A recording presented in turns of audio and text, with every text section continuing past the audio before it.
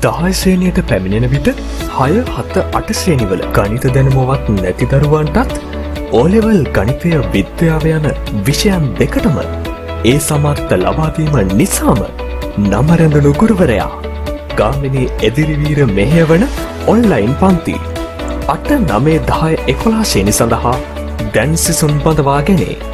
අමතන්න 076 409යි 72යි 74.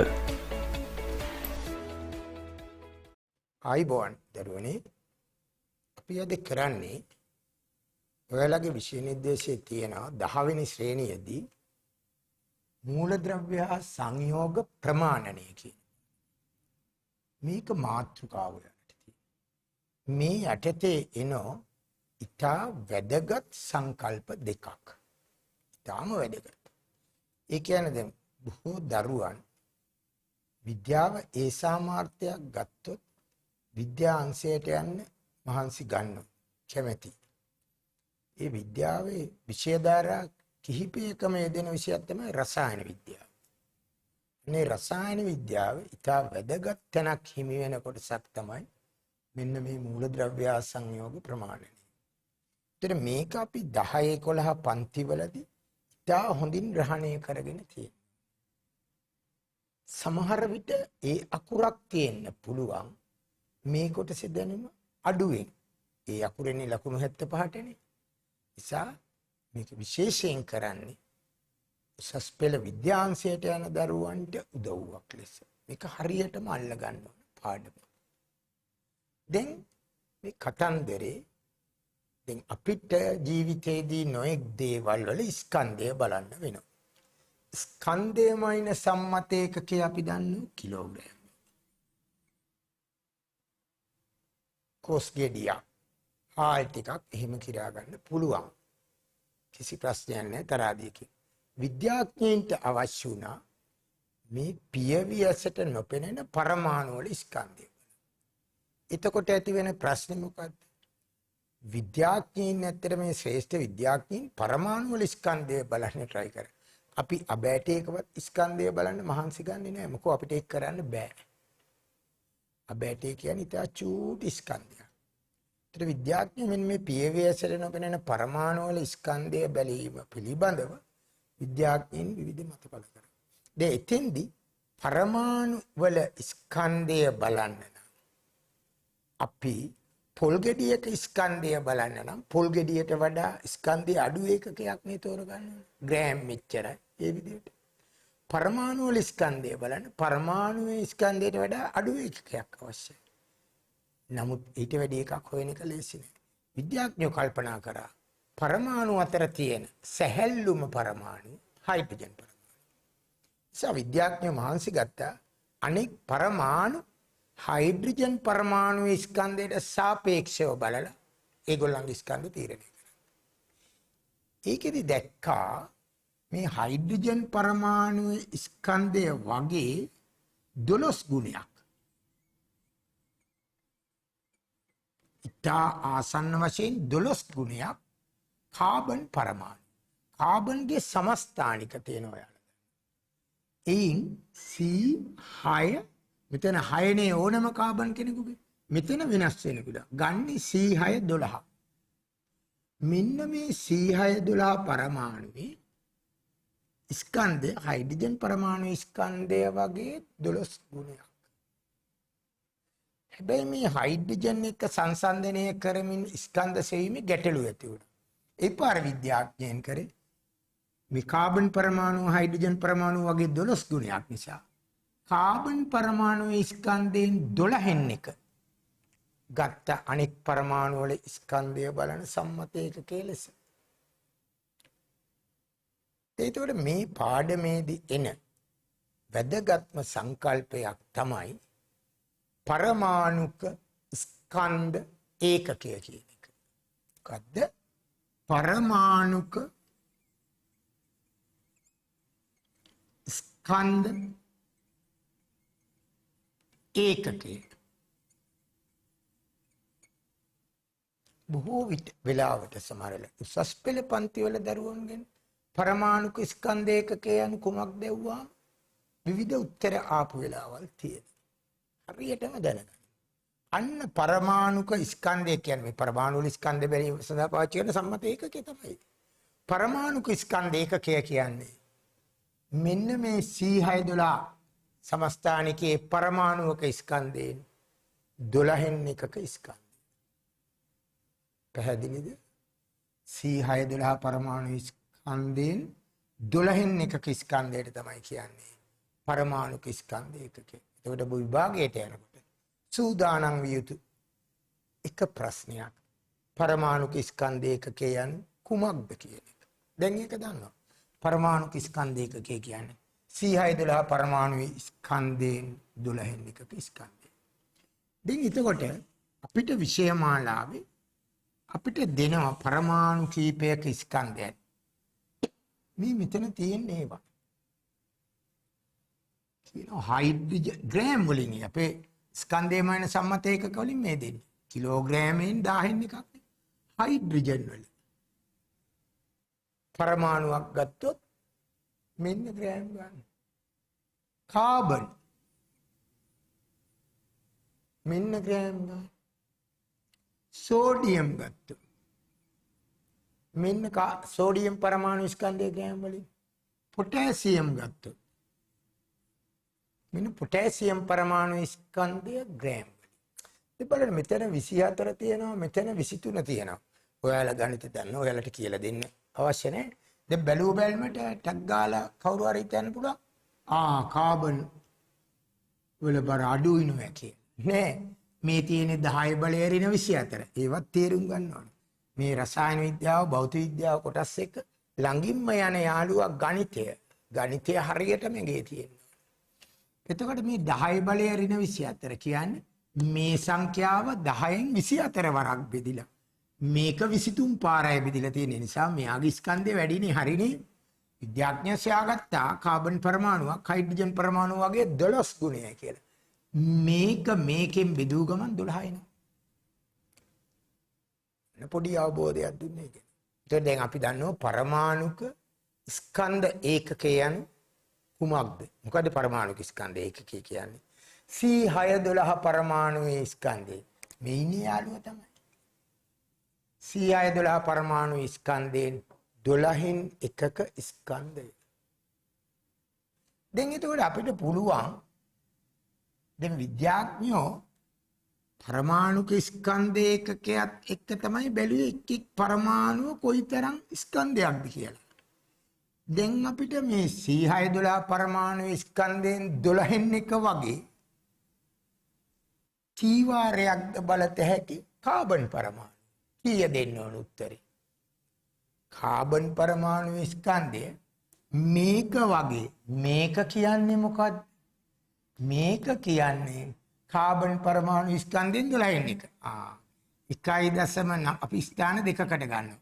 1.99 ගුණ කිරීම 10 බලය ඍණ 23යි ග්‍රෑම්.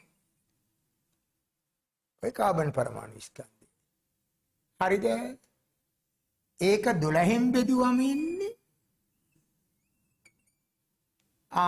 කාබන් පරමාණුවේ ස්කන්ධයෙන් 12න් එක ස්කන්ධය. ඒකටනේ පරමාණුක ස්කන්ධය කියන්නේ. අපි බෙදලා බලමු. එකට නෑ බිඳුවයි. එතන 19ට 12 වරක් 1 12යි. 7ක් ඉතුරුයි. 79ට 12 වරක් 6 72යි. right? 12 වරක් 1 12යි 7ක් ඉතුරුයි. 79ට 12 වරක් 6 72යි. right? ඊට පස්සේ දැන් ඔන්න එනවා 1.6ක්. හරිද? කීය දෙන්න ඕන? 1. කාබන් පරමාණු ස්කන්ධය අපි මේ දාගන්නේ 1.993 12න් බෙදන්න ඕන. මේ 12න් බෙදනවා. 12 වරක් 1 12යි. 7ක් ඉතිරි. 12 වරක් 6 72යි. 7ක් ඉතිරි. 73ට ආපහු 12 වරක් 6 72යි. හරිද? දැන් එනවා 1.6යි තවදුරටත් එනවා. වැඩි කිරීම 10 බලය ඍණ 23. පැහැදිලිද? මේ ඇවිල්ලා තියෙන 0.1.6යි වැඩි කිරීම 10 බලය ඍණ 23. දැන් මේ තියෙන 0.නේ. අපි දන්නවා විද්‍යාත්මක අංකණය කියලා එකක් ගණිතේ. අපි බොහෝ සංඛ්‍යා විද්‍යාත්මක අංකණයෙන් ලියන. මොකද්ද විද්‍යාත්මක අංකණයෙන් ලියන්නේ? 1 10ත් අතර සංඛ්‍යාවකට. මේ බලන්න මේ ඔක්කොම 1 10ත් අතරේ සංඛ්‍යා. 10 බලයකත් ගුණිතයලද මේක තියෙන්නේ 1 10ත් අතර නෙවෙයි. එකට අඩුයි. එසා මේක 1 10ත් අතර ඉල්ලනවා. 1.6යි තව දුරටත් තියෙන නිසා අපි මේක තව බෙදලා බැලුවොත් මේක 1.6යි 7ට තියත හැකි. අන්න අපි මේක 10න් ගුණ කරලා මේ 10න් ගුණ කරලා. එහෙනම් මෙතනින් 10ක් අඩු කරන්න ඕන එක ආපහු 10න් බෙදන්න ඕන. එතකොට එනවා 10 බලය ඍණ 24. එතන ගණිත කැලලක්. ඒත් මම ඒක පොඩ්ඩක් විස්තර කළේ. ඔයාලට ගැටලුවක් නෑ ඒතර. පරමාණුක ස්කන්ධ ඒකකය කියන්නේ කාබන් පරමාණු ස්කන්ධයෙන් 12න් එකක ස්කන්ධය. ඒකේ ග්‍රෑම් ගන්න බැලුවාම එනවා 1.6යි 7 ගුණ කිරීම 10 බලය ඍණ 24. මෙන්න මෙයත් ඒ ගානනේ. හරිනේ. ඒතකොට විද්‍යාඥයින්ට සැහැල්ලුම පරමාණුව හයිඩ්‍රජන් නිසා ඒක තෝරගත්ත පරමාණු වල ස්කන්ධය බලන එක කෙලෙස. නමුත් ඒකේ මේ පරීක්ෂණ වලට කරදර ඇති වෙන එක හැම එකෙම හොයන්න බැරි වුණා. ඒ නිසා සොයාගත් තෝරගත්තා C612 සමස්ථානිකේ පරමාණුක ස්කන්ධයෙන් 12න් එකක ස්කන්ධය. දැන් ඔබට විභාගයට අවශ්‍යයි පරමාණුක ස්කන්ධයේ අණු කුමක්ද කියන එකට පිළිතුර. ඒකට උත්තරේ C612 පරමාණු ස්කන්ධයෙන් 12න් එකක ස්කන්ධය. මේ අපි ඒක ග්‍රෑම් වලින් හෙව්වා. ඒක සමානයි හයිඩ්‍රජන් පරමාණු ස්කන්ධයට. ඒ ටික පැහැදිලි මං හිතන්නේ. දැන් පරමාණුක ස්කන්ධ ඒකකය කියන සංකල්පය ඔයාලට දුන්නා. මේක ඊළඟ පියවර තමයි සාපේක්ෂ පරමාණුක ස්කන්ධය. සාපේක්ෂ කියන්නේ තවත් එකක් එක්ක සංසන්දනය කරලා බලන එක. සාපේක්ෂව. මෙන්න මෙයාට සාපේක්ෂව. මෙන්න මෙයා කියන්නේ පරමාණුක ස්කන්ධ ඒකකය. ඒ කියන්නේ C612 පරමාණු ස්කන්ධයෙන් 12න් එක. එක් පරමාණුව C612 පරමාණු ස්කන්ධයෙන් 12න් එක වගේ කී වාරයක්ද? ඒකට එන උත්තරේ තමයි සාපේක්ෂ. අරයට සාපේක්ෂව. කවුද අරය? මෙන්න මෙයා. පරමාණුක ස්කන්ධය. එතකොට ඒව සොයාගෙන තියෙනවා විද්‍යාඥයෝ. දැන් අපි බැලුවානේ ඇත්තට මේ හයිඩ්‍රජන්ගේ සාපේක්ෂ පරමාණු ස්කන්ධය බැලුවොත් මේ බලන්නකෝ. හයිඩ්‍රජන් පරමාණුව මේක වගේ එක ගුණයයි. ඉතින් හයිඩ්‍රජන්ගේ සාපේක්ෂ පරමාණු ස්කන්ධය එකයි. ඒ විදියට සොයලා පොතේ සඳහන් වෙනවා. කාබන්ගේ 12යි. right? නයිට් මේ ඕන මේව ටිකක් දානවා. දැන් අපිට ඉදිරියේ මේ පාඩමේ යනකොට වැඩ තියෙනවා. නයිට්‍රජන්ගේ 14යි. කැල්සියම්ගේ 40යි. සෝඩියම්ගේ 23යි. අපි ගනිමු පොටෑසියම්ගේ 39යි. ක්ලෝරීන්ගේ 35.5යි. තව අවශ්‍යුනොත් අපි ගනිමු. මේ විදියට සොයාගෙන තියෙන එක් මූලද්‍රව්‍යයේ සාපේක්ෂ පරමාණුක ස්කන්ධය. මම ඔයාලට පුංචි ප්‍රශ්නයක් ඉදිරිපත් කරනවා. හිතන්න. මේවා ග්‍රෑම්ද කිලෝග්‍රෑම්ද? මේ ප්‍රශ්න මම අහලා තියෙනවා යම් අවස්ථාවල. උත්තර එනවා එක එක. මේකට එහෙම ඒකකයක් නැහැ. කාබන්ගේ සාපේක්ෂ ප්‍රමාණය 12යි. වැරදිලාවත් ග්‍රෑම් 12 දැම්මොත් හරිය අපරාධයි. ඒ සාපේක්ෂ කියන්නේ යමක් තව එකකට සාපේක්ෂව ගන්න. ඒ වගේ කී ගුණයක්ද? එතකොට C6 පරමාණු ස්කන්ධ 12 එකගේ 12 ගුණයයි. ග්‍රෑම් වලින් ගත්තත් 12 ගුණයයි. මිලිග්‍රෑම් වලින් ගත්තත් 12 ගුණයයි. ඒ නිසා ඒකක නැහැ. නිතරම දරුවෝ මතක තියාගන්න. සාපේක්ෂ කියන වචනේ ඇවිල්ලා තියෙනවා නම් ඒකට ඒකක නැහැ. සාපේක්ෂ ඝනත්වය ඒකක නැහැ. සාපේක්ෂ ප්‍රමාණු ස්කන්ධය ඒකක නැහැ. right. මෙන්න මූලද්‍රව්‍ය කීපයක සාපේක්ෂ පරමාණුක ස්කන්ධය. දැන් අපි සංකල්ප දෙකක් ගන්න. පරමාණුක ස්කන්ධ ඒකකය යනු කුමක්ද? ඊට වැඩක. මොකද පරමාණුක ස්කන්ධය කියන්නේ C12 පරමාණු ස්කන්ධෙන් 12 එක ස්කන්ධය. C12 පරමාණු කියන්නේ මොකද? කාබන්ගේ තියෙන එක සමස්ථානිකයක්. ඒ පරමාණුක ස්කන්ධයෙන් 12 එකක ස්කන්ධය. ඒක දන්නවද? කිසි ප්‍රශ්නයක් නැහැ. දෙවැන්නේ සාපේක්ෂ ප්‍රමාණුක ස්කන්ධය යනු කුමක්ද? යම් කිසි මූලද්‍රව්‍ය පරමාණුවක් ඒක වගේ. මොකද ඒක වගේ කියන්නේ? අපි දැන් කිව්වේ පරමාණුක ස්කන්ධ ඒකකේ. ඒ කියන්නේ මොකද? C12 පරමාණු ස්කන්ධයෙන් 12න් එක. C12 පරමාණු ස්කන්ධයෙන් 12න් එක. එහෙනම් ඔබේ සටහන් පොතේ ඇති සාපේක්ෂ පරමාණුක ස්කන්ධය යන කුමක්ද? මොකද්ද?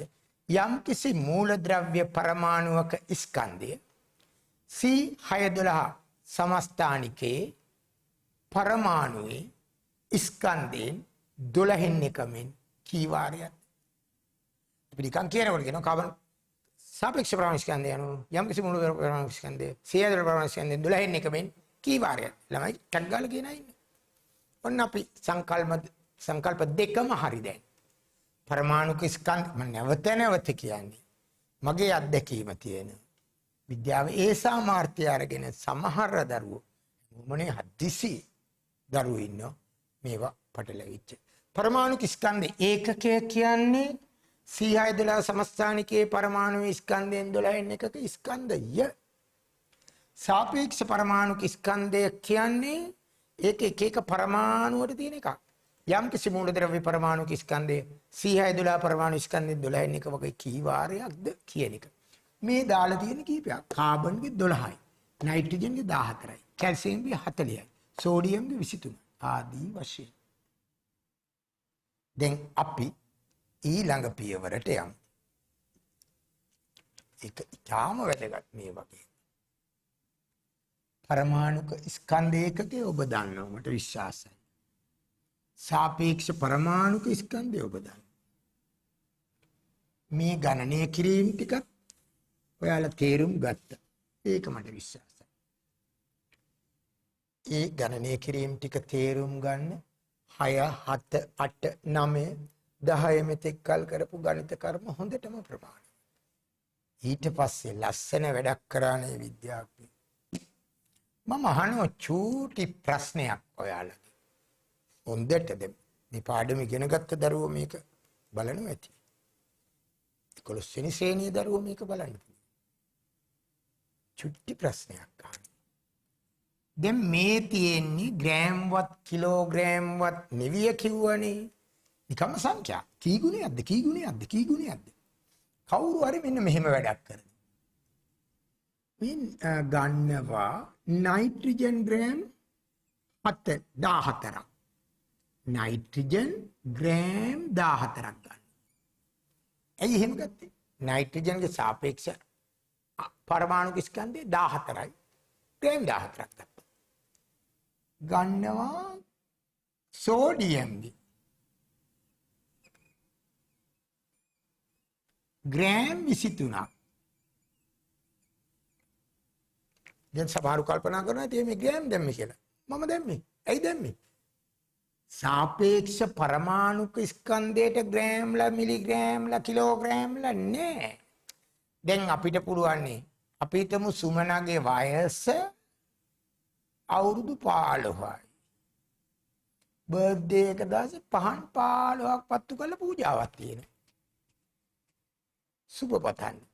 ඉතින් වයස පාම් 15 නිසා නෙවෙයි. තේරුණාද? ඒ වගේ එදාට ඒ වයසට හරියන්න හාල් කිලෝග්‍රෑම් 15ක් දෙනවා කාට හරි පිනට. ඒ කියන්නේ සුමනගේ බර කිලෝග්‍රෑම් 15 නෙවෙයි. ඒ වගේ නයිට්‍රජන්ගේ සාපේක්ෂ ප්‍රමාණු ස්කන්ධය 14යි ග්‍රෑම් 14ක් ගන්න. සෝඩියම්ගේ සාපේක්ෂ ප්‍රමාණු ස්කන්ධය 23යි ග්‍රෑම් 23ක් ගන්න. මගේ ප්‍රශ්නේ මේක ඔයාලගෙන් අහන්න. මේ දෙකෙන් පරමාණු වැඩියෙන් තියෙන්නේ මොකේද? දැන් හිතලා ඉවරයි. මේ ප්‍රශ්නේ අහපු වෙලාවල් වලදී අපේ පොඩි දරුවන්ගෙන් ටක් ගාලා කියනවා සෝඩියම් කියලා. සාධාරණයි. දෙයනේ මේකේ 23ක් නේ. විද්‍යාඥයෝ පෙන්නවා. මේ දෙකේම තියෙන පරමාණු සංඛ්‍යා සමානයි. සෝඩියම් ග්‍රෑම් නයිට්‍රජන් ග්‍රෑම් 14ක තියෙන්නේ සෝඩියම් ග්‍රෑම් 23ක තියෙන්නේ එකම පරමාණු සංඛ්‍යාව. මේක සොයාගැනීමේ ගෞරවය හිමෙන්නේ එවගාඩ්‍රෝ කියන විද්‍යාඥයාට මේ ඕනෑම මූලද්‍රව්‍යයක සාපේක්ෂ පරමාණු ස්කන්ධය ග්‍රෑම් වලින් කිරාගත්තම ඒ සෑම ස්කන්ධයක් තුළම තියෙන්නේ එක සමාන පරමාණු සංඛ්‍යාවක්. දැන් මේක නොතේරෙන දරුවොත් මේක උගන්නලා ආපහු ප්‍රශ්න කරනකොට පොඩ්ඩක් පිස්සු පිළිතුරු දෙනවා නම් ඒකටත් පිළියමක් තියෙනවා. දැන් මේ නයිට්‍රජනුයි සෝඩියම්නුයි කියන්නේ දෙන්නෙක්. ඒගොල්ලයි පරමාණු එකිනෙකට වෙනස්. ඒ එක් පරමාණුවේ ස්කන්ධ ගත්තොත් හිතලා වෙනස් වෙන්න ඕන. සෝඩියම් පරමාණුවේ තියෙන ප්‍රෝටෝන 11ක්. නයිට්‍රජන් පරමාණුවේ තියෙන ප්‍රෝටෝන 7යි. නයිට්‍රජන්ගේ තියෙන ප්‍රෝටෝන ගානට වඩා සෝඩියම්ගේ ප්‍රෝටෝන ගාන වැඩි. ඒ අයරින්ම නයිට්‍රජන්ගේ තියෙන නියුට්‍රෝන ගානට වඩා සෝඩියම්ගේ නියුට්‍රෝන ගාන වැඩි. අනිවාර්යයෙන්ම එනං ස්කන්ධ වෙනස්. එනම් මෙහා බරින් වැඩි. පරමාණු මේගේ පරමාණු දැන් මේක පැහැදිලි දරුවන්ගේ මං චූටි ප්‍රශ්නයක් අහනවා. අබ ග්‍රෑම් 14කුයි වී ග්‍රෑම් 14කුයි ගත්තොත් අබ ග්‍රෑම් 14කුයි වී ග්‍රෑම් 14කුයි ගත්තොත් ওই දෙකේ තියෙන ඇට සංඛ්‍යා ගැන කියන්න පුළුවන්. ඇට වැඩි අබ එකේද වී එකේද? දැන් ඔයාලා හිතලා ඉවරයි. අබ එකේ ඇට වැඩි ග්‍රෑම් 14 ඇටවල ස්කන්ධය වී ඇටයකට වඩා අඩුයි. ආන්න මේ සම්බන්ධයෙන් ඔබට හිතන්න. නයිට්‍රජන් සැහැල්ලු නිසා සෝඩියම් ඊට වඩා ස්කන්ධය වැඩි නිසා මේ බලන්න අබ වී ඇටයකට වඩා අබ ඇටයක් බර අඩු නිසා සමාන බර ගත්තාම අබවල බීජ ගාන වැඩි. වී මේ ගානට මැට ගානක් ගත්තොත් අබ ඇට 100කුයි වී ඇට 100කුයි ගත්තොත් ස්කන්ධ වෙනස්. අබවල ස්කන්ධයට වඩා වී වල ස්කන්ධය වැඩි.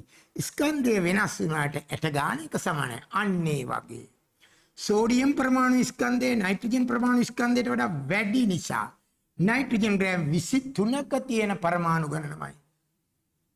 සෝඩියම් ග්‍රෑම් 23ක තියෙන එන්න කුරු දෙක. සෝඩියම් ග්‍රෑම් 23ක තියෙන පරමාණු ගණනමයි නයිට්‍රජන් ග්‍රෑම් 14 තියෙන්නේ. ඒ පරමාණු ගණනමයි කාබන් ග්‍රෑම් 12ක තියෙන්නේ.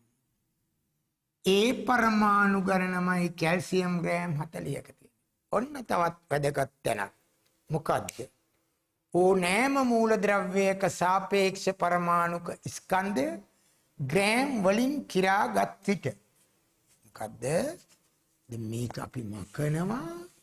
ඕනෑම මූලද්‍රව්‍යයක සාපේක්ෂ පරමාණුක ස්කන්ධය ග්‍රෑම් වලින් කිරාගත් විට අපි අපේ යාළුවා ඉස්සරේලාම ලියන හයිඩ්‍රජන් 1 ග්‍රෑමයක් අනිත් යාළුවා කාබන් 12 ග්‍රෑම්.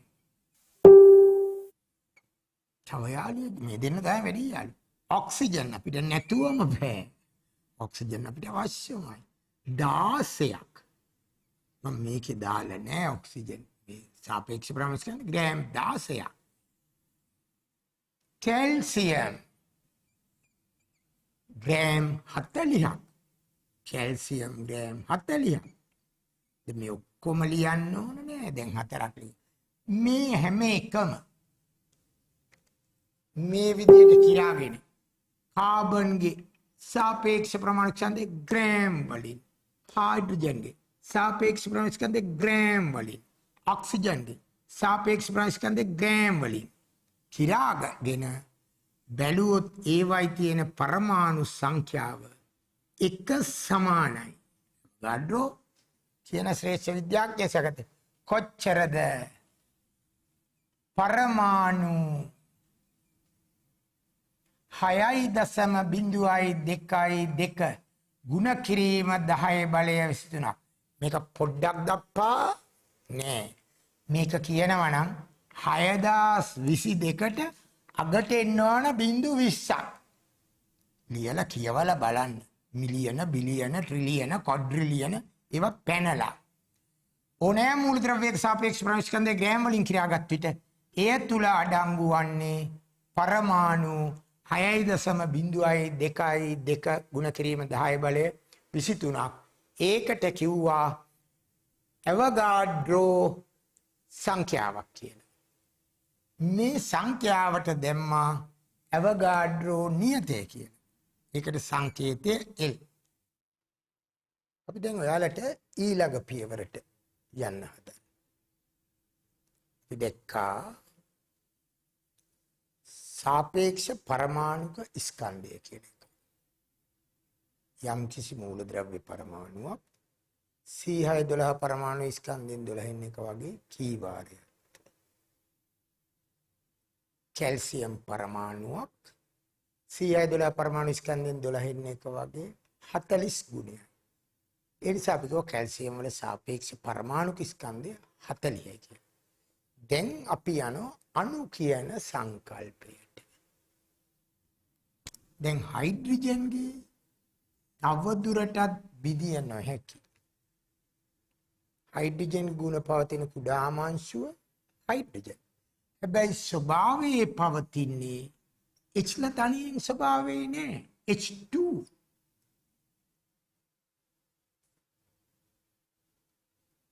මේක හයිඩ්‍රජන් පරමාණු, මේක හයිඩ්‍රජන්ගේ අණු. දැන් මේ මූලද්‍රව්‍යයක් නේ ගත්තේ. සංයෝගවලත් අපි දන්නවා සංයෝගයේ කුඩාම ඒ ගුණ පවතින කුඩාම අංශුව සංයෝගයේ අණුව. සංයෝගයේ පරමාණු කියන්නේ ජලය. H2O.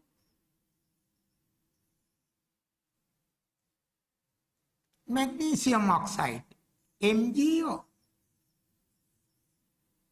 දැන් මේ ලියලා තියෙන්නේ අණු තුනක්.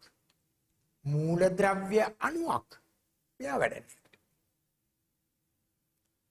සංයෝග අණුවක්, සංයෝග අණුවක්. විද්‍යාඥයෝ බැලුවා මේ එක් අණුව අරය වගේ කවුද? පරමාණුක ස්කන්ධ ඒකකය වගේ. ඒ කියන්නේ කවුද? C612 පරමාණුවේ ස්කන්ධයෙන් 12න් එක. C612 පරමාණුවේ ස්කන්ධයෙන් 12න් එක වගේ ඒ ස්කන්ධය වගේ කී ගුණයක්ද ඒ අණුවක ස්කන්ධය කියලා විද්‍යාඥයෝ බැලුවා.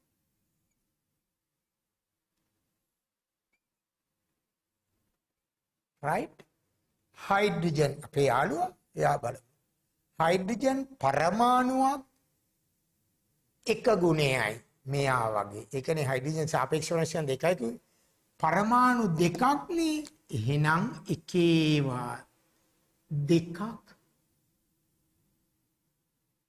එහෙනම් හයිඩ්‍රජන්ගේ සාපේක්ෂ අණුක ස්කන්ධය දෙකයි. ජලයේ තියෙනවා හයිඩ්‍රජන් පරමාණු දෙකක්. එකේව දෙකක්. සහ ඔක්සිජන් පරමාණු ඔක්සිජන්ගේ 16යි. කලින් කිව්වා එක්වරක් දෙක දෙකයි 16යි 18යි. ජලයේ මොකක්ද 1 18යි මොකක්ද? 112 ප්‍රමාණස්කන්ධය 12 එකමින් කී වාරයක් දානුව ඒකට අපි කිව්වද සාපේක්ෂ අනුක ස්කන්ධය.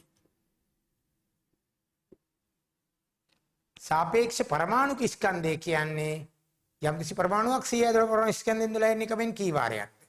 සාපේක්ෂ අනුක ස්කන්ධය කියන්නේ යම්කිසි අණුවක් 112 පරමාණු ස්කන්ධයෙන් 12 එකමින් කී වාරයක්ද කියන එක. ඒ වගේ මැග්නීසියම් වල 24යි එයින් එකයි ඕල එකයි 24.40යි. දැන් එතකොට ඔබට විභාගයේ සහ වැඩිදුර අධ්‍යාපනයේදී අවශ්‍ය වෙනවා මූලද්‍රව්‍ය වල සහ සංයෝග වල සාපේක්ෂ අණුක ස්කන්ධ සෙවීම. මම මෙතනින් ලියනවා සල්ෆියුරික් අම්ලය H2SO4 කීපයක හොයමු. අපි ලියනවා මැග්නීසියම් ඔක්සයිඩ් ලිව්වා. සෝඩියම් හයිඩ්‍රොක්සයිඩ් අපිට නිතර ඕන වෙනවා මේවා.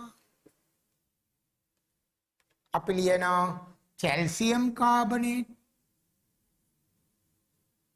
උණුගල් වල ප්‍රධාන වශයෙන් තියෙන කැල්සියම් කාබනේට්. අපි දැන් මූලද්‍රව්‍යයක් ලිව්වා.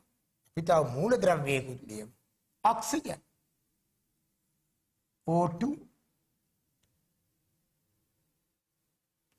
දැන් ඔයාලට තියෙන්නේ මෙන්න මේ කට්ටියගේ මෙන්න මේක හොයන්න.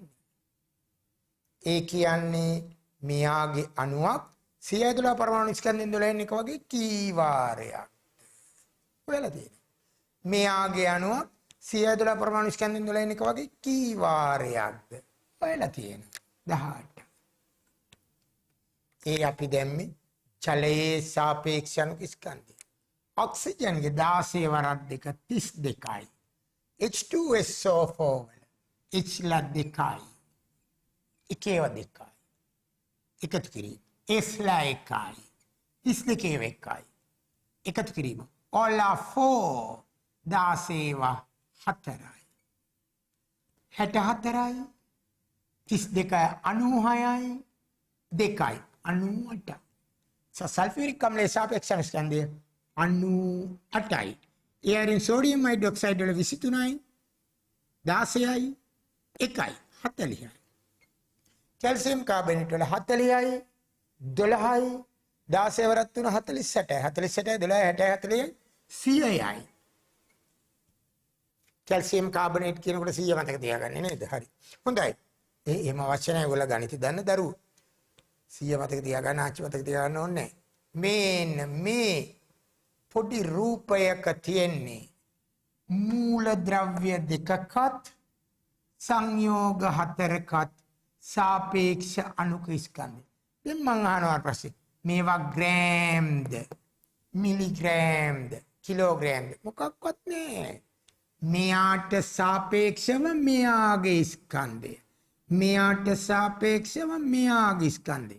සාපේක්ෂ කියන ඒවාට ඒකකෙන්නේ. හොඳ අපි හිව්වා සාපේක්ෂ අණුක ස්කන්ධයන්.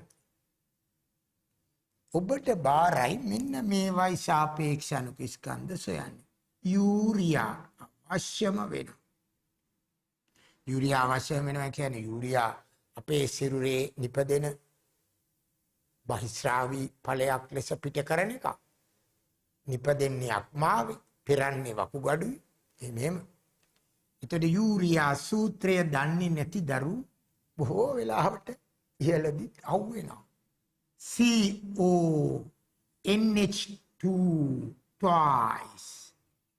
twice කියන්නේ දෙවරක් කියන තේරුමනේ. NH2 කාණ්ඩය දෙවරක් කියන එක. CO NH2 twice.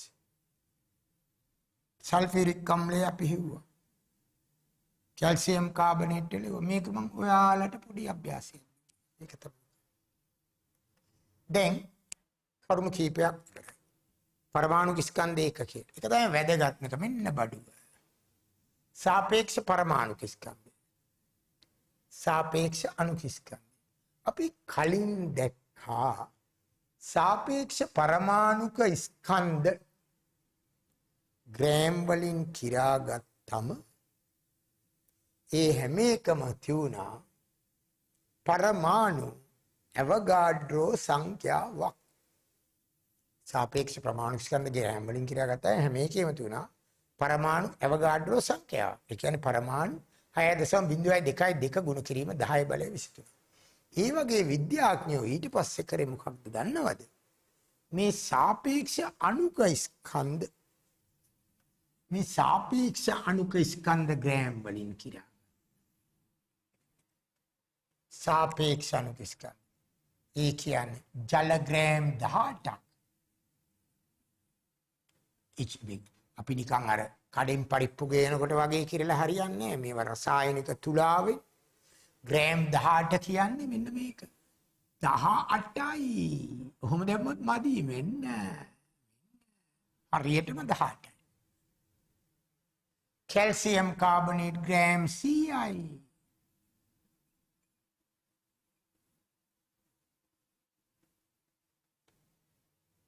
තව මොනවාරි කාබන් ඩයොක්සයිඩ් CO2. එයාගේ සාපේක්ෂ අණු ස්කන්ධය දැන් ඔයාලා හිතෙන් හදනවා. C 12යි. O2 16 44යි. මෙන්න මේ විදිහට මූලද්‍රව්‍යවල හෝ සංයෝගවල මූලද්‍රව්‍යකුත් දාමු. අපි Cl2 දාමු. Cl ගේ 35.5යි. Cl2 35.5 71. මූලද්‍රව්‍යකෝ සංයෝගයක සාපේක්ෂ අණු ස්කන්ධය ග්‍රෑම් වලින් කිරාගත්තා. දැන් මේක මකනෝ.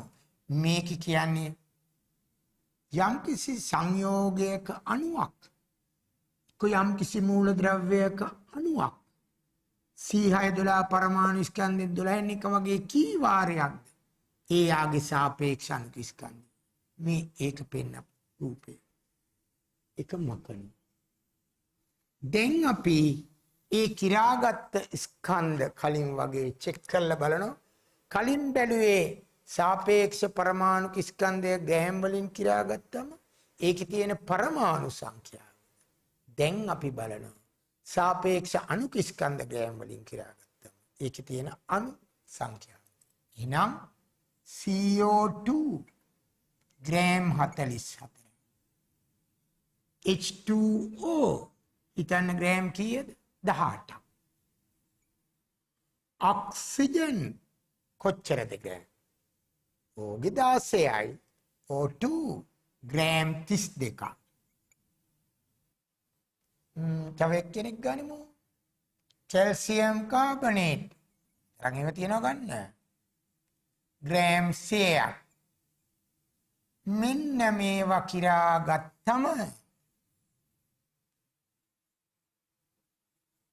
ඒ සෑම එකකම තියෙන්නේ අණු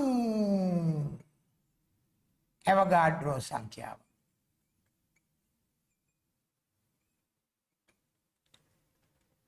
ඕනෑම මූලද්‍රව්‍යකෝ සංයෝගයක සාපේක්ෂ අණු ස්කන්ධය ග්‍රෑම් වලින් කිරාගත් විට ඒවා තුල පවතින්නේ එම මූලද්‍රව්‍යෝ සංයෝගයේ අණු 6.02 ගුණ කිරීම 10 බලය 23. අංගයේම තියෙන්න ඕන දරුවා. මූලද්‍රව්‍යකාරී සංයෝගයකාරී සාපේක්ෂ අණු ස්කන්ධ ග්‍රෑම් වලින් සාපේක්ෂ අණු ස්කන්ධ ග්‍රෑම් වලින් සාපේක්ෂ අණු ස්කන්ධ ග්‍රෑම් වලින් සාපේක්ෂ අණු ස්කන්ධ ග්‍රෑම් වලින් කිරාගත්තා තියෙනවා අණු කාබන් ඩයොක්සයිඩ් අණු ඇවගාඩ්‍රෝ සංඛ්‍යාව. ඔක්සිජන් අණු ඇවගාඩ්‍රෝ සංඛ්‍යාව. පරමාණු බැලුවොත් ඇවගාඩ්‍රෝ සංඛ්‍යාව දෙකක් තියෙනවා. ඒ ඔක්සිජන් ග්‍රෑම් 16ක පරමාණු ඇවගාඩ්‍රෝ සංඛ්‍යාව හරිනේ 16 රයිට්. තවත් සංකල්පයක් වැදගත්. මොකද්ද? සාපේක්ෂ අණුක ස්කන්ධ සෙව්වා මේ තියෙන්නේ. මේ කාගේද මේ හෙව්වේ? සල්ෆියුරික් අම්ලේ H2SO4 H ලා 2යි එක් වරක් 2යි S ලා 1යි 32යි O ලා 4යි 16 වරක් 4යි එකතු කරාම 98යි. එහෙනම් සල්ෆියුරික් අම්ලය ග්‍රෑම් 98ක තියෙන්නේ.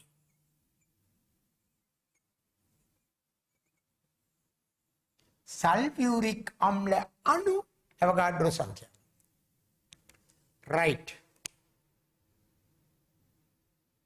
right.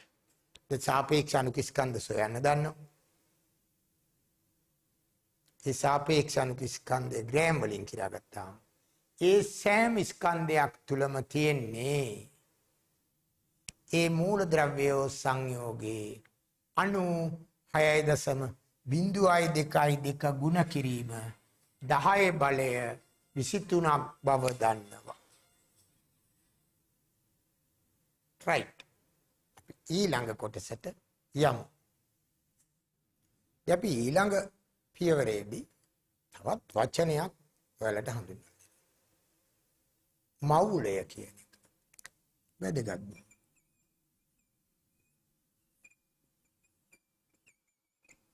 මවුලය. මොකද මේ මවුලය කියන්නේ? සරලව නිකන් කියනවා නම් දැන් අපි කතා කරානේ මේ අවගාඩ්‍රෝ සංඛ්‍යාවක් ගැන. අවගාඩ්‍රෝ නියතයක් ගැන.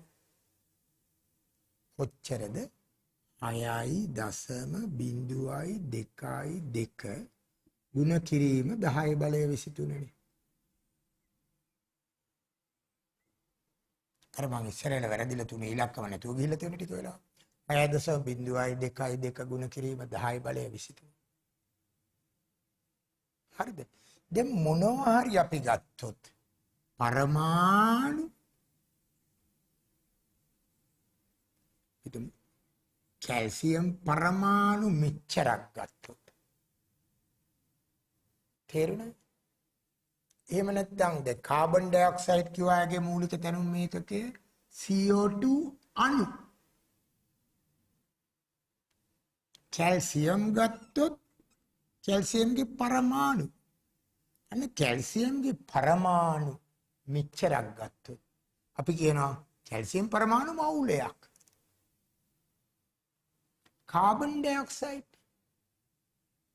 කාබන් ඩයොක්සයිඩ් වල CO2 අණු මෙච්චරක් ගන්න නම් CO2 ග්‍රෑම් 44ක් ගන්න. CO2 වල ග්‍රෑම් 44ක් CO2 ග්‍රෑම් 44ක්. ඒ සාපේක්ෂ අණුක ස්කන්ධේ ග්‍රෑම් වලින් කිරාගත් විට සාපේක්ෂ අණුක ස්කන්ධේ ග්‍රෑම් වලින් කිරාගත් විට එය තුල අඩංගු වන්නේ අණු අවගාඩ්‍රෝ සංඛ්‍යාව. ඔය අවගාඩ්‍රෝ සංඛ්‍යාව තමයි C612 සමස්ථානිකේ ග්‍රෑම් 12ක තියෙන. ඒතර මවුලය කියන්නේ ඇත්තටම පරමාණු එහෙම නැත්නම් අණු එහෙම නැත්නම් දැන් අපි ගනිමු සෝඩියම් හයිඩ්‍රොක්සයිඩ්. සෝඩියම් හයිඩ්‍රොක්සයිඩ් කියන එක අයන ධන අයන තියෙනවා ඍණ අයන තියෙනවා. මේ අයන ගන්න පුළුවන් අවගාඩ්‍රෝ. ඒකට අයන මවුලයක්. ඒ නිසා අපි මේ මවුලය කියන එක ඉස්සෙල්ලා සටහනක් තියාගන්න. මොකද්ද? කාබන් 12 ග්‍රෑම් 12ක් ඉතා නිවැරදිව කියාගෙන එතකොට ඒකේ තියෙන පරමාණු සංඛ්‍යාවට සමාන කාබන් ග්‍රෑම් 12ක් නිවැරදිව කියාගත්තාම තියෙන පරමාණු මෙච්චරක්.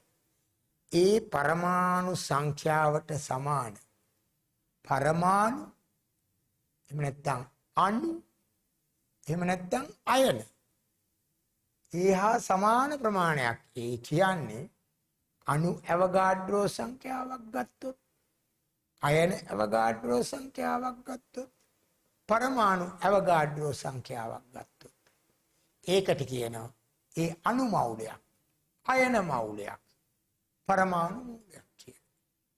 පැහැදිලිනේ? එක ලියනවා නම් ලියන්නේ C612 කාබන් සමස්ථානිකේ ග්‍රෑම් 12ක් නිවැරදිව කිරා ගත්තම ඒකේ අඩංගු වන පරමාණු සංඛ්‍යාවට සමාන යම් ද්‍රව්‍යයක මූලික තැනුම් ඒකකයේ අණු අයන පරමාණු ඒහා සමාන ප්‍රමාණයක් අර පරමාණු සංඛ්‍යාවට සමාන. ඒ කියන්නේ අවගාඩ්‍රෝ සංඛ්‍යාවක් ගත්තාම අපි කියනවා එම ද්‍රව්‍යයේ මෞලයක් කියලා. right? ඒතර පරමාණු මෞලයක් කිව්වොත් පරමාණු අවගාඩ්‍රෝ සංඛ්‍යාව. අණු මෞලයක් කිව්වොත් අණු අවගාඩ්‍රෝ සංඛ්‍යාව. හරිද? එතකොට ඊළඟට දරුවන් දැනගන්න ඕනේ මෞලික ස්කන්ධය කියන එක. මෞලික ස්කන්ධය. දැන් මෙතන තියෙනවානේ carbon dioxide gram 44ක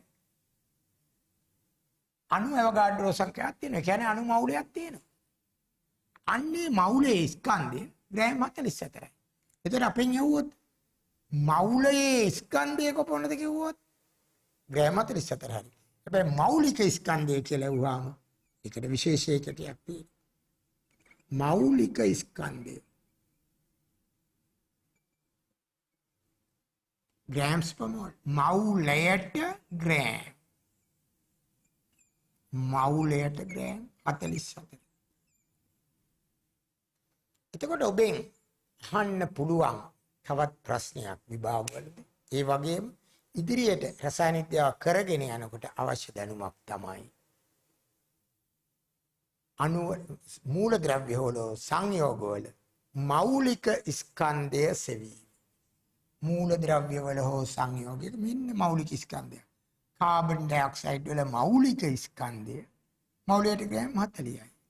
carbon dioxide මෞලික ස්කන්ධය ග්‍රෑම් 44යි. මෞලික ස්කන්ධය මෞලයට ග්‍රෑම් 44යි. කාබන් ඩයොක්සයිඩ් මෞලික ස්කන්ධය මෞලයට ග්‍රෑම් 44යි. කාබන් ඩයොක්සයිඩ් අණු මෞලික ස්කන්ධය ග්‍රෑම් 44යි. ඒක තේරුණා. භාෂා දැන් මේ මෞලික ස්කන්ධ සෙවිලි එකක් දෙකක් කරමු. එකට වදින්න.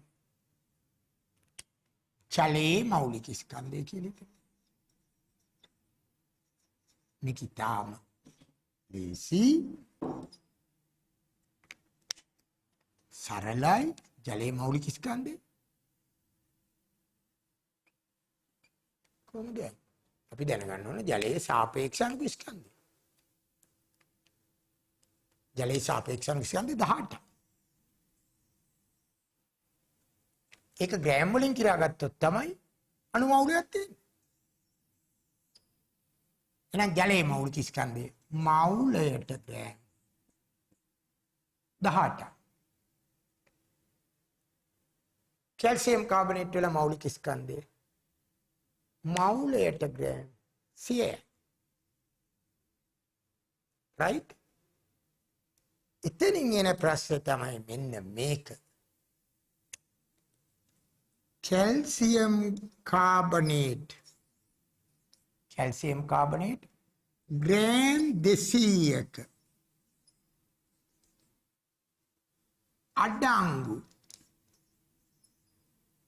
කැල්සියම් කාබනේට් මෞල ප්‍රමාණය. ප්‍රශ්නය.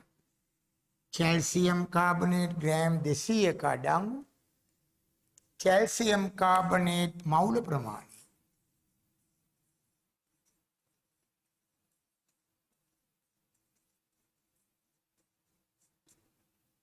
සාන්ද්‍රණයේ ගණන් හදනකොට ද්‍රාවණ පිළියෙල කරනකොට අවශ්‍ය වෙන සෝඩියම් හයිඩ්‍රොක්සයිඩ් ඝන ඩෙසිමීටරයට මෞලිකයේ ද්‍රාවණයක් කියනකොට මෙන්න මේ දැනුම අවශ්‍ය වෙනවා. 11 පන්ති. කැල්සියම් කාබනේට් ග්‍රෑම් 200ක අඩංගු කැල්සියම් කාබනේට් මෞල ප්‍රමාණය අහනවා අපි කොච්චරද කියලා. එතකොට දරුවන් ලියන්න ඕනේ මෙච්චරයි. කැල්සියම් කාබනේට් වල සාපේක්ෂ අණුක ස්කන්ධය 100යි. එහෙමනම් ග්‍රෑම් 100ක තියෙන්නේ කැල්සියම් කාබනේට් මවුල් එකක්. එම නිසා කැල්සියම් කාබනේට් ග්‍රෑම් 200ක මවුල් ප්‍රමාණයනේ කැල්සියම් කාබනේට් ග්‍රෑම් 100ක ඇති මවුල ප්‍රමාණය. මවුල ප්‍රමාණය කියවා කැල්සියම් කාබනේට් මවුල ප්‍රමාණය. ඒකට ඒක යනු.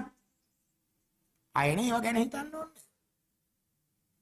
සාපේක්ෂ අණු ස්කන්ධය 100 නිසා ග්‍රෑම් 100ක තියෙන මවුල එකයි.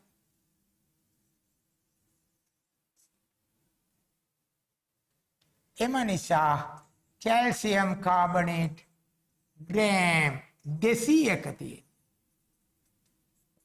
100ක මවුල එක නම් 200ක මවුල දෙකයි.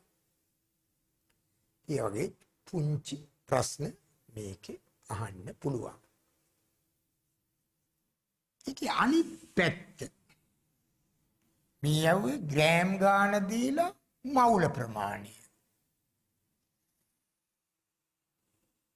ඒ වගේ වුත් ඔබෙන් ජල ග්‍රෑම් 36ක ජලයේ මවුල කොපමණ තියෙද? හිතන්න. ජලයේ සාපේක්ෂව ස්කන්ධය 18යිනේ. එහෙනම් ග්‍රෑම් 18ක තියෙන මවුල එකයි. එහෙනම් ග්‍රෑම් 36ක තියෙන මවුල දෙකයි. මේ මවුල ප්‍රමාණය. ඊළඟට අහන්න පුළුවන් මෙවැනි ප්‍රශ්න මොකද්ද? අපි හිතමු සල්ෆියුරික් අම්ල අවශ්‍යක සල්ෆියුරික් අම්ලය මවුල 5ක ස්කන්ධය.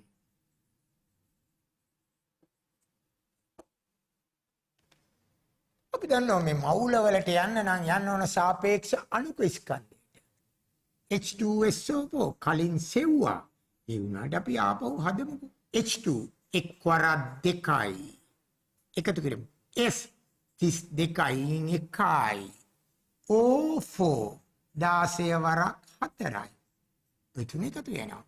2යි 32යි 64යි.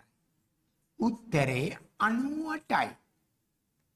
ඔය බැලුවේ සාපේක්ෂ ස්කන්ධ. එහෙනම් මවුලයක් ගන්න ග්‍රෑම් 98ක් අවශ්‍යයි. දැන් ලියනවා H2SO4 මවුල එකක ස්කන්ධය. මවුල එකක ස්කන්ධය ග්‍රෑම් 98. එම නිසා H2SO4 මවුල 5ක ස්කන්ධය. ග්‍රෑම් 98 ඒවා 5යි. 5 40යි. 5 9 45 49 ග්‍රෑම් 490. right? අපි දෙපැත්තක් හැදුවා. H2SO4 මවුල 5ක ස්කන්ධය. එතෙන් දෙන්නේ ග්‍රෑම් වලින්. මෞලික ස්කන්ධය කියලා වුත් මවුලයට ග්‍රෑම් වලින්. අපි ඒක නැවත මතක් කරගනිමු. සල්ෆර් ඩයොක්සයිඩ් මෞලික ස්කන්ධය. සල්ෆර් ඩයොක්සයිඩ් මෞලික ස්කන්ධය. SO2 S के 32යි. O2 16 වරක් දෙක 32යි. 32යි 32යි 64යි. එන මෞලික ග්‍රෑම් 64. මෞලික ස්කන්ධය. මෞලයට ග්‍රෑම් 64යි. හොඳයි අපි බලාපොරොත්තු වෙන්නේ ඔයාලට පරමාණුක ස්කන්ධ ඒකකය සාපේක්ෂ පරමාණුක ස්කන්ධය සාපේක්ෂ අණුක ස්කන්ධය ඇවෝගාඩ්‍රෝ නියතය මෞලය කියන සංකල්ප පැහැදිලි කිරීමක්. මම හිතනවා මෙම පාඩම සාගෙන ඉඳලා ඔබේ සමහර විට ඔබට පාසලේදී දීපු පොතේ තියෙන ගැටලු විසඳන්න උත්සාහ කළොත් මගේ උත්සාහය සාර්ථක වුණා වෙනවා. හරි. ආයිබෝවන් සියලු දෙනාට.